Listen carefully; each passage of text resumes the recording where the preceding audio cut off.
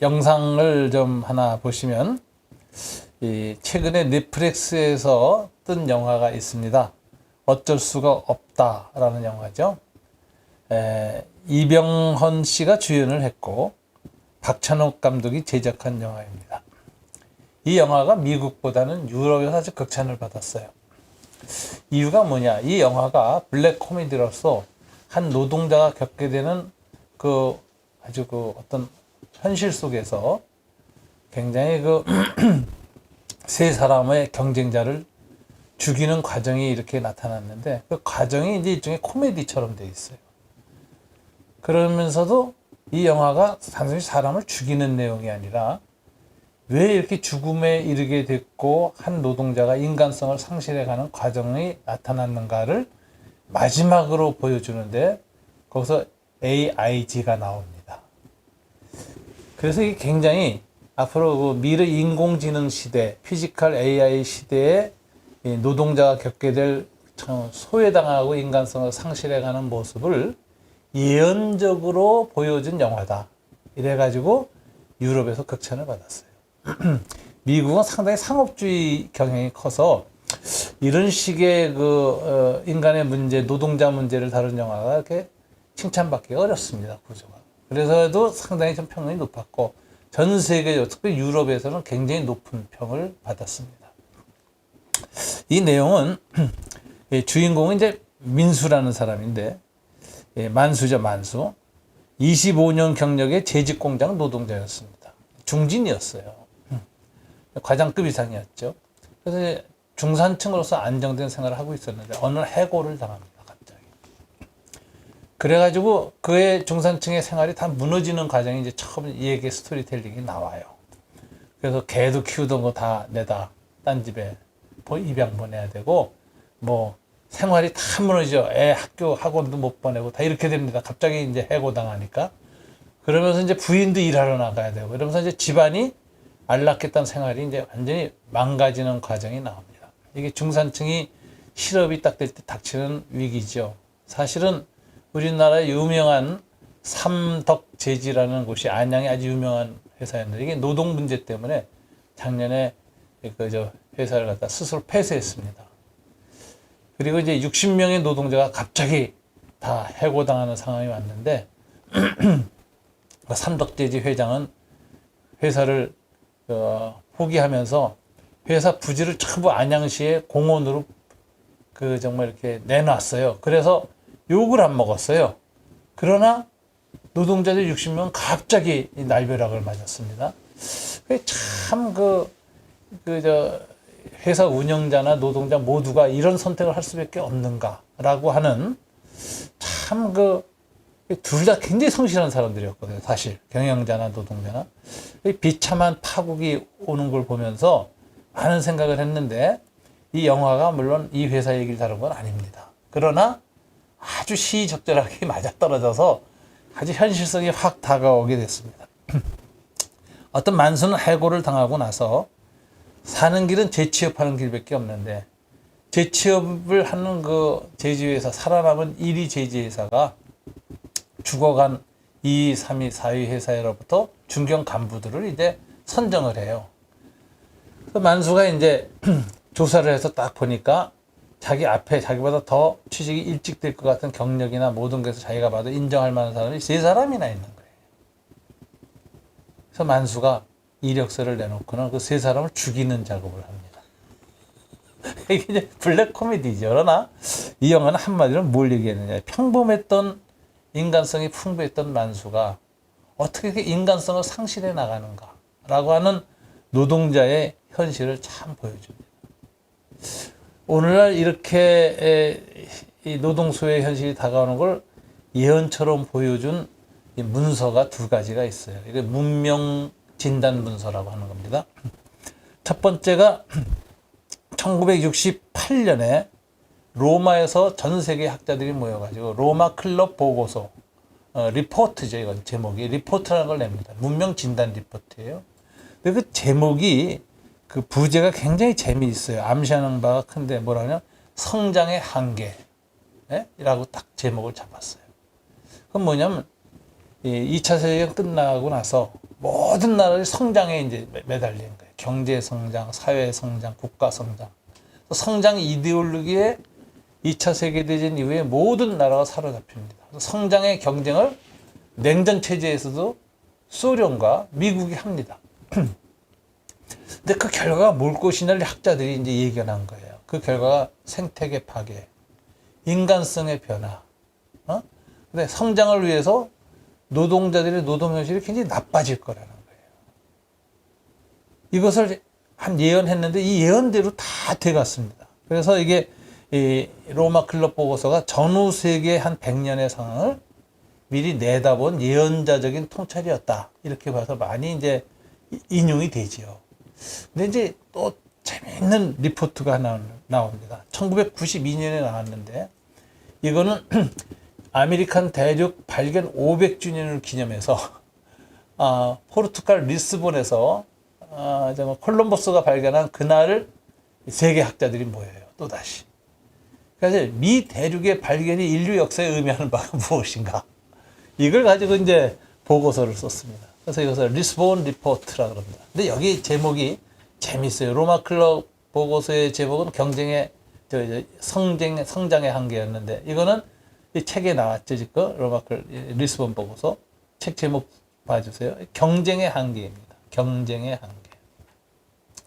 여기서 이렇게 얘기해요. 이제 세계는 자본주의도 공산주의도 아닌 새로운 이데올로기에 모든 세계가 사로잡혔다. 그것은 경쟁이라는 이데올로기다. 이 경쟁이라는 이데올로기는 자본에 있어서는 무한 자본, 즉 헤지펀드가 국경을 넘어서서 신자유주의에 넘나들 뿐만 아니라 노동자들도 국경을 넘어서 이동하고 있다. 노동의 경쟁. 그 다음에 이제 기술, 과학의 경쟁. 이런 것들이 계속해서 들어와서 이젠 경쟁이란 이데올로기가 온 세계를 통일시킨 이데올로기다. 이렇게 얘기해요. 우린 보통 뭐 자본주의, 공산주의 이랬는데 이건 옛날 얘기고 학자들은 성장 이데올로기와 경쟁 이데올로기를 이제 인류 문명의 어떤 핵심 흐름으로 딱 파악했는데 참 좋은 판단이라고 생각됩니다. 근데 이제 경쟁 이데올로기는 이제 뭐냐면은 이 노동자에게 있어서는 이게 뭘 말하느냐. 이게 노동자끼리의 경쟁이 일어나요.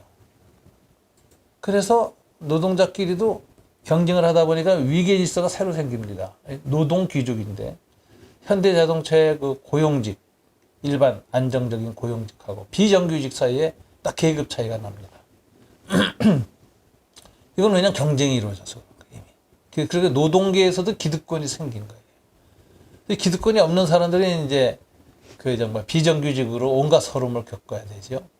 이게 이제 노동 경쟁이라는 게 노동에도 적용이 됐습니다. 그 다음에 이제 한 나라 안에서의 노동력이 아니라 노동시장이 국제화돼요. 외국인 노동자들이 다 들어와. 그러니까 외국인 노동자들하고 이제 또 경쟁을 해야 되는 거야. 누가 노동을 더 잘하고 누가 더 임금이 싼가. 이것에 의해 가지고서는 이 외국인 노동자들에 대해서 자국인 노동자들은 그 인권 문제에 민감하지 않습니다. 오히려 그냥 무관심합니다. 외국인 노동자가 무슨 일을 당하든 저것까지 우리가 나서 싸워줘야 되는가? 이렇게 해가지고 외국인 노동자들끼리 따로 이 스트라이크를 하고 파업을 해야 되는 그런 상황이 오는데 대부분 외국인 노동자들은 거대 노조를 이루지 못합니다. 대부분 그냥 중소기업에 가서 허드렛 일을 해요. 그렇기 때문에 스트라이크를 할 힘도 없지만 이들에 대해서 기존 노동자들도 경쟁 관계로 보는 거예요. 그래서 국가 간에 한 국경은 무너졌는데도 이제 노동의 경쟁이 심화됐습니다. 제일 위험한 경쟁이 이제 세 번째로 몰려온 거예요. 기술 기계와의 경쟁이 된 겁니다. 자본가들이 노동자 투입해서 일을 하다 보니까 생산성이 떨어져요. 돈은 계속 올라가고. 그런데 이제 로봇을 만들어서 투입을 한다고 생각해 보니까 굉장히 이익이 남는 거예요. 임금 노동자 2년치 연금은 로봇 하나가 만들어집니다. 가격이 지금 같아요. 이번에 그 다크 노동 현대가 그 다이나믹스 그 로봇 가지고 인기 끌었잖아요. 그게 한 사람의 2년 연봉이면 만들어요. 근데 이게 뭐냐, 한 대만 들으면 2년 연봉 이상의 5년 연봉 1년치에 일을 해내는 거예요. 왜? 교대가 없어. 24시간 일해. 연가도 휴가도 없어. 그래 얼마나 생산성이 뜁니까? 대체하는 거죠.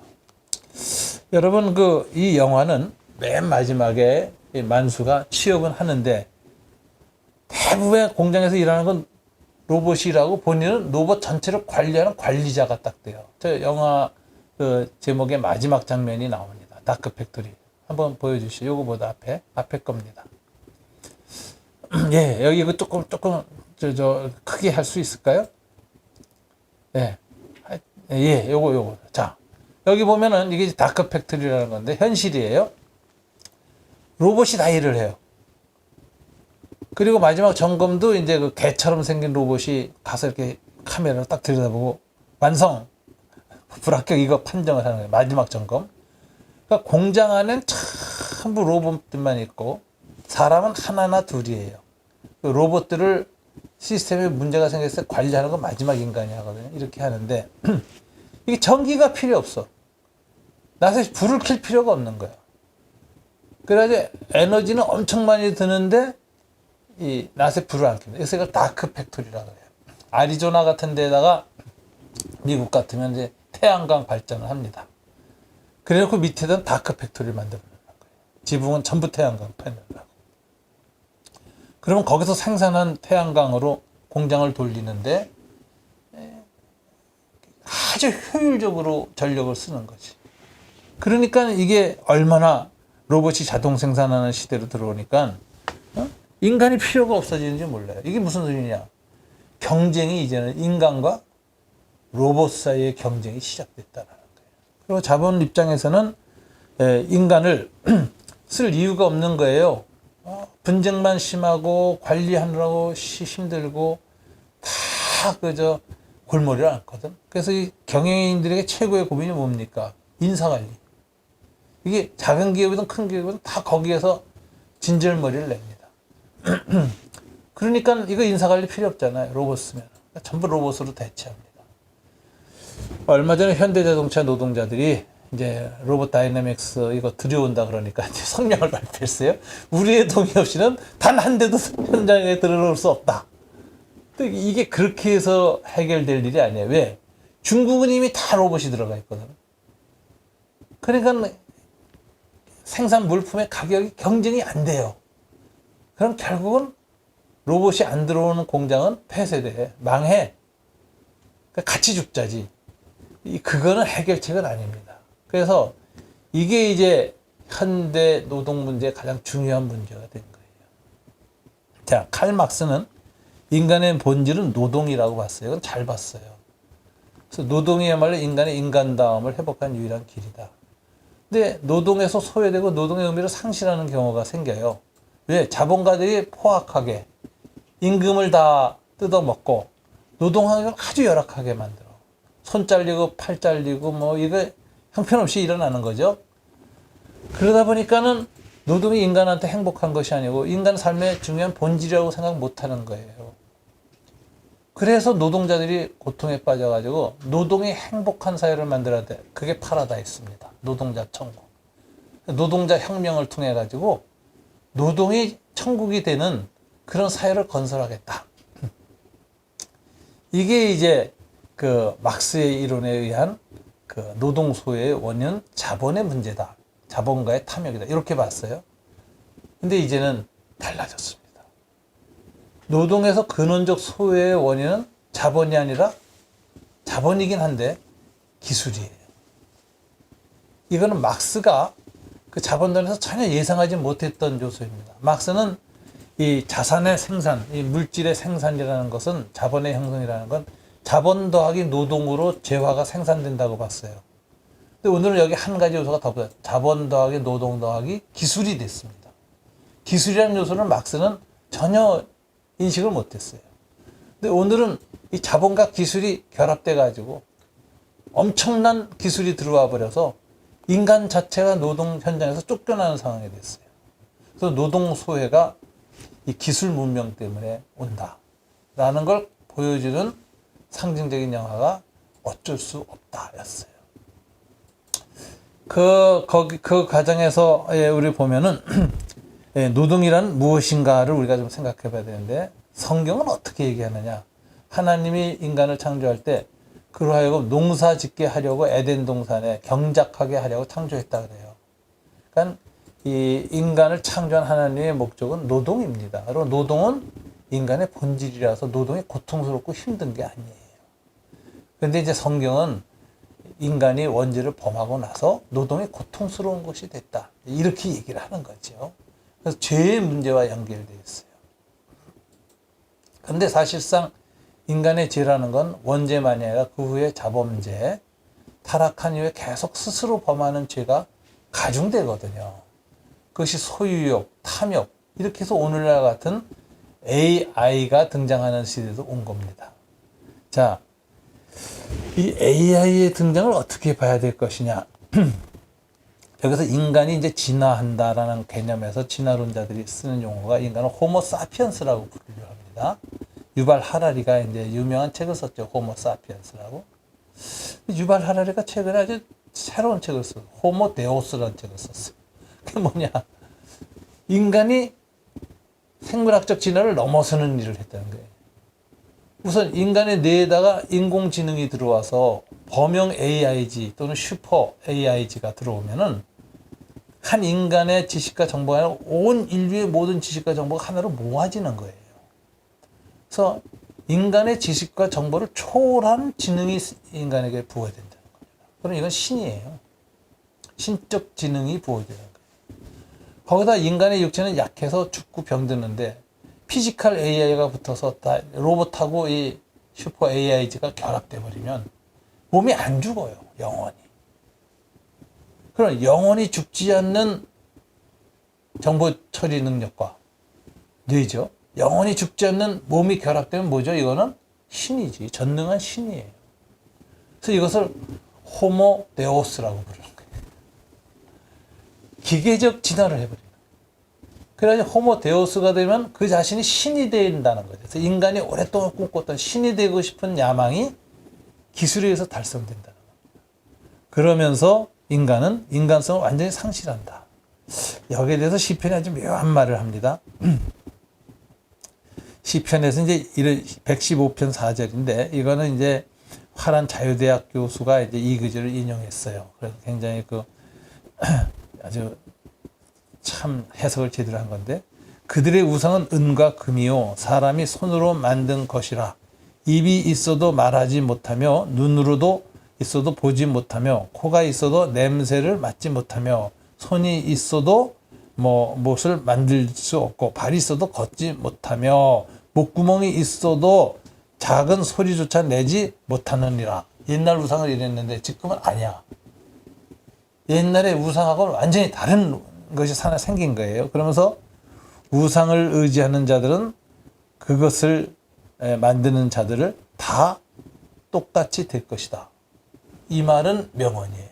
후령고요. 뭐냐면 우상 숭배자들이 우상을 닮아간다 하고 얘기해요. 오늘 인간이 AGI를 만들고 거기에 피지컬 AI를 결합해서 신적 인간을 만들어 놓으면은 기계죠. 기계 인간, 신적 존재를 만들어 놓으면 인간이 인간성을 상실한다. 닮아간다는 거예요. 그래서 색깔도요. 우리가 이렇게 우리의 눈을 가지고 자연의 색깔을 볼 때는 나뭇잎 하나가 이제 가을이 되면서 변하는 색깔의 그 미묘한 차이를 다 누립니다. 근데 컴퓨터로 다 색깔을 칠하기 시작하면 컴퓨터에 주입된 색깔 정보만 가지고 색깔을 만들어서 자연의 미묘한 표정을 못 만들어요. 그래서 컴퓨터 아트하고 고흐의 그림하고는 다른 거예요. 색감이 달라요. 현대 미술의 컴퓨터 작품들에 의해서 만드는 그림들이 굉장히 많이 팔리거든요. 근데 이게 달라요. 색감 자체가 달라요. 기계의 색을 닮아가는 거예요. 기계가 인식하는 방식의 색을 인식하는 거죠. 모든 부분이 그렇다는 거예요. 감정, 공감 능력 이런 게 다 기계를 닮아버린다. 이것이 인간이 인간성을 상실하는 과정입니다. 그래서 기계성이 혹은 기계 기술 문명이 인간성을 대체하는 새로운 문화가 와요.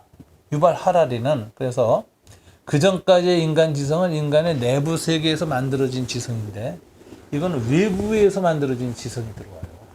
그래서 이걸 외계 지성이라고 불러야 맞는다. 이게 무슨 소리냐면 우주 천문 과학자들이 뭐 제임스 웹 만원경이 다 올려가지고 측정하잖아요. 천문 과학적 지성도 전부 AGI로 통합된다는 거야. 그래서 외계인 지성도 들어온다는 거야. 그러니까 이건 인간 세계 안에서 인간이 감각하고 분석해서 만들어낸 지성을 넘어간 지성이 들어오기 때문에 이거를 외계 지성이라고 규정해야 맞다. 이렇게 얘기를 해요. 그리고 인간이 피지컬 AI를 가지고 외계인으로 변하는 것이다. 성간 여행을 인간의 생물학적 몸 갖고 갈 수가 없습니다. 그래서 SF 영화 보면 전부 냉동시키잖아요. 그게 아니라 로봇은 간다는 거예요. 로봇에다 인간의 정신과 이 경험을 다 집어넣어서 이문식의 자아를 로봇에게다 AI 뇌에다 심어놓고 그 로봇을 해석하면 그 로봇이 나의 생물학적 클론처럼 된다는 거예요. 하이브리드가. 그러니까 로봇이 나가 된다는 거예요. 정체성에 있어서. 그래가지고 성간 여행을 뭐 몇십 광년을 가서 하면서도 그 정보가 다 나중에 지구로 온다는 거지. 이게 외계의 지성, 외계의 인간이 된다는 거예요. 그 시대가 곧 왔다는 거예요. 그러면서 현재 제일 당면한 문제는 뭐냐? 구조조정이에요. 자, 이 아마존이 그 마이크로소프트가 3% 6월 13일 작년 5월 13일 감원했습니다. 8,000명에 이르렀어요. 특별히 20대와 30대의 그 컴퓨터 프로그래머들은 다 잘려나갔어요. 필요가 없어진 거예요. AI가 다 해. AI 엔지니어 필요 없어졌어요. 그럼 뭐만 남느냐? 그 모든 걸 관리할 수 있는 경험 많은 사람만 남아서 오히려 40대, 50대, 60대가 취직이 된대. 그래서 AI 때는 오히려 시니어 시대가 온다. 뭐 이런 말이 들 정도예요. 20, 30대는 다 사라진다는 거예요.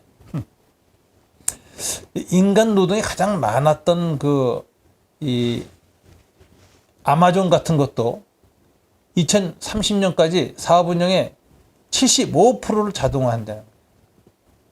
2027년에는 미국 내에서 16만 명의 고용을 로봇이 대체하겠다. 이렇게 돼 있으니까 아마존 자동화 팀입니다. 이것은 이제 미국의 문제인데 육체 노동까지 다 이제 넘어가는 거예요. 이제 벌컨 로봇이라는 것을 아마존에서 도입한 건데 그림 하나 좀 파일 좀 봐주세요. 벌컨이가 아마존은 이제 물류 창고 아닙니까? 그러면 이 물류품을 다 구별하는 걸 로봇들이 해가지고 층층이 쌓아놔요. 그 다음 그림입니다. 쌓아놓으면 이놈이 그 배송지와 여기에 따라서 이동을 해야 돼. 근데 이 벌칸 로봇이 밑으로 기어 들어가서 저 쌓아놓은 거 밑에 딱 들어가가지고 들어 올려가지고 쫙 이동합니다. 빌딩처럼. 움직이는 빌딩처럼 움직여요. 그럼 다 자동화돼서 들어갑니다. 그럼 거기에서 또 로봇들이 다 분류해서 차에다 집어넣는 거예요. 그리고 가는 거예요. 앞으로는 이제 로봇 운전사가 나오겠죠? 그리고 AI가 차에서 내려가지고 집 앞에서 딱 주소 확인하고 딱 하고 내려놓고 가겠죠? 자, 이런 식으로 온다는 거죠. 네, 대규모 로봇 운영 아마존은 전 세계 물류센터에서 100만 개 이상의 로봇을 이미 배치했습니다. 이게 이제 우리나라도 이게 시작되는 거예요. 리스본 리포트가 얼마나 무서운 예언을 했습니까? 경쟁의 한계, 인간 소외로 끝난다. 그래서 이 AGI 시대가 들어오거나 ASI 시대, 슈퍼 AI나 범용 AI가 들어올 때 제일 부닥치는 문제는 인류의 문제는 노동 문제입니다. 이 문제를 가장 큰 위기로 생각하고 어떻게 AI와 함께 노동하는 시대로 가야 될 것인가. 인간의 새로운 노동시장은 지금 같은 방식으로 산업화 시대의 노동 생산 직업으로는 견딜 수가 없어요. 이제 AI 시대에 새로운 인간만이 필요한 노동시장이 무엇인가 새로 개발해야 되고 그쪽에 인센티브를 줘야 합니다. 그래서 이런 쪽으로 새로운 노동의 미래를 소외의 미래 현실을 직시하고 나아가는 현명한 태도가 필요합니다. 기독교인은 특별히 이 사명이 있습니다. 왜? 인간은 노동을 상실하고 의미가 없다고 성경이 말했어요. 인간은 하나님이 노동을 위해서 창조했어요. 노동이 인간의 존엄성의 근거입니다. 그래서 노동이 사라지는 사회는 일종의 디스토피아가 될 가능성이 있습니다. 인간성 파괴의 무서운 사회가 될 수 있습니다. 이걸 우리가 미리 현명하게 연구하고 대답해야 됩니다.